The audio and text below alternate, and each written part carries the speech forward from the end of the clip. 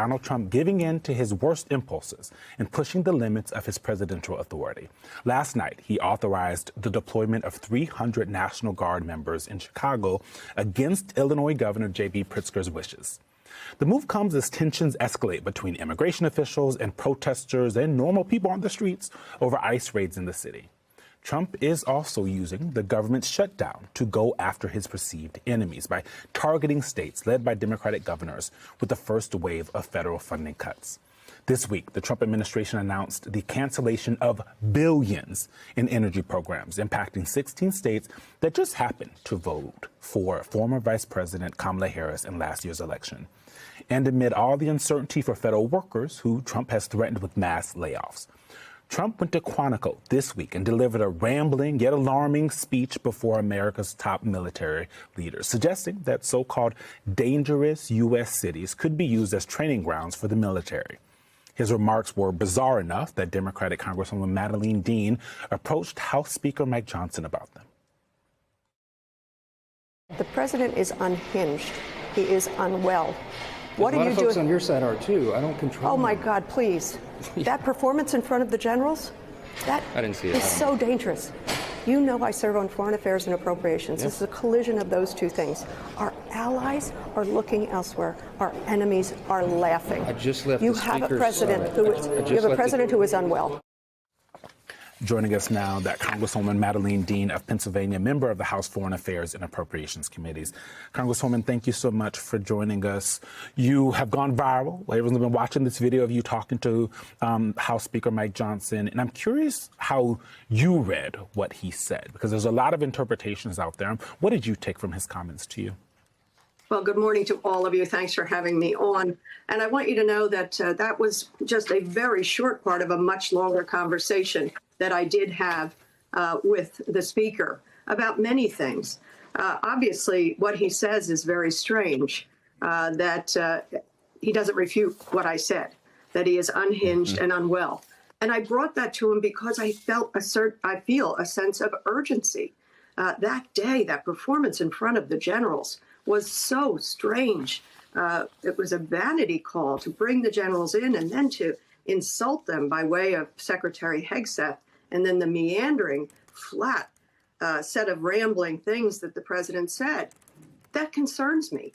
And so his reaction, not to push back and say, no, he's fine, was puzzling.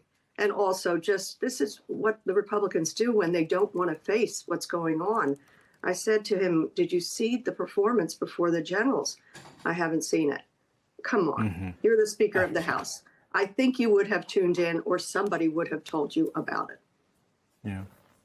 Congresswoman, your Republican colleague from South Dakota, Congressman Dusty Johnson, was on Meet the Press. I'm shifting gears to the shutdown here. And he was, they were talking about, federal workers being fired, out of their jobs, furloughed. Just listen to this exchange. Joining us now is Democratic Senator Lisa Blunt Rochester of the great Commonwealth of Delaware. Senator, thank you very much for coming to the weekend. Thank you for having me. It's good to be here. So to channel Senator Thune and House Speaker Johnson, when are you going to vote to reopen the government? It's a very good impersonation. Yes. I don't know if that was a good impersonation. Thank you. But I will say, with all seriousness, for Democrats, this moment is truly pivotal. We know that millions of Americans are at risk of either losing their health care because of the big, beautiful bill, or having to face the decision of, what do I do when I look at my bills? Yeah. Energy costs have gone up, food prices have gone up, rent has gone up, and we're on the brink of healthcare costs going up. And so people are going to have to make very difficult decisions. And so for Democrats, we're saying, number one, the government should be open and we should be doing our job. And number two, we need to make sure that people don't have to face this kind of crisis. It's not necessary. It's unnecessary. And so get back to Washington and do your job. Yeah. So you're not going to vote on this so-called clean CR until they do something about health care? It's funny, they're using the word clean CR and nonpartisan. You say nonpartisan when it's not bipartisan. These are usually bipartisan bills that we do and that we negotiate. And so, to me, you can't say you are for something and then you are against it. And that's what's happening both with federal workers. They're saying you support federal workers, but yet the plan was always to fire federal workers. It started back in January. President Trump's been very clear that he intends to follow through with these layoffs. I think there are going to be layoffs, but I think those layoffs will be designed not to impose harm on the American people, but they'll be layoffs that I think the administration thinks that over time will make the country stronger. There are some federal employees that shouldn't have jobs, though, Kristen. Not every single federal job is some sort of a birthright. Congresswoman, just personally speaking, what the congressman said is offensive on so many levels. And how many times have we seen the administration fire people or remove people from their jobs only to turn around days or weeks later to rehire them once they realize, oh, those folks are actually necessary? Your reaction to Congressman Johnson? Oh, my God. The disdain for federal employees, it is really sickening to me. I know an awful lot of these folks who serve us every single day. I'll give you an example from this week. We take pride in serving veterans. Do you know what we got when we tried to put in a new inquiry for a veteran? We were told no new inquiries at the VA. You can call the White House to help you serve your veterans. Honest to God, that kind of disdain for people who are doing their work. Some of them have done it for decades. And for Dusty to say, oh, there's dead wood there, or birthright. As I spoke to the speaker, one of the things I pleaded with him about was to tell the truth to the American people, that it was they who shut this government down, that it is they, the Republicans, who have control of the House, the White House, and the Senate.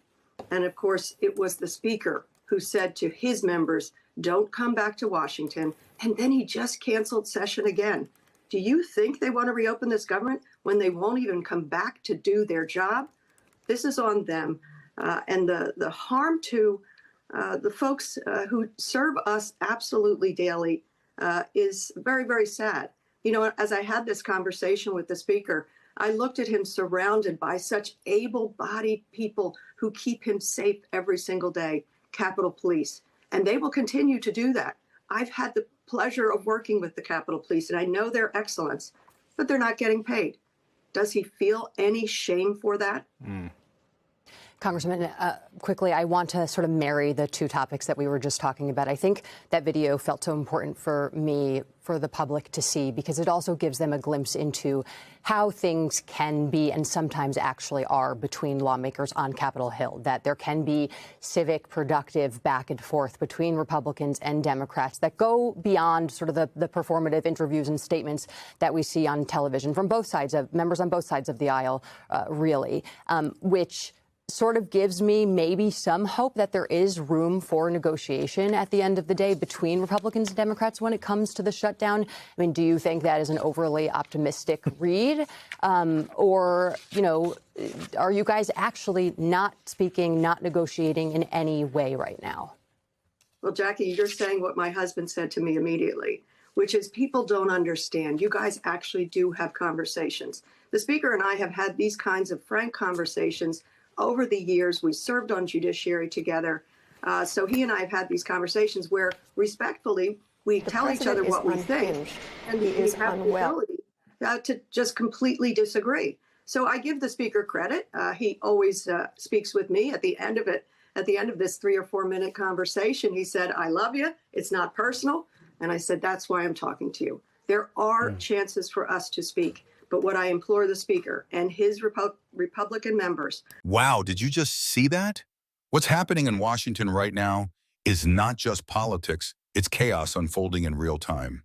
Trump seems determined to push every boundary, deploying 300 National Guard members in Chicago against the governor's wishes, canceling billions in energy programs targeting states that didn't vote for him, and threatening federal workers with layoffs. Every move screams one thing: strategy fueled by impulse, not governance. And then there's that jaw-dropping moment at Quantico. A president speaking before top military leaders suggesting dangerous cities could become military training grounds. Yes, you heard that right. Seasoned lawmakers are calling it alarming, unhinged, even dangerous. And how does House Speaker Mike Johnson react? A shrug. I haven't seen it. That's not oversight, that's fear.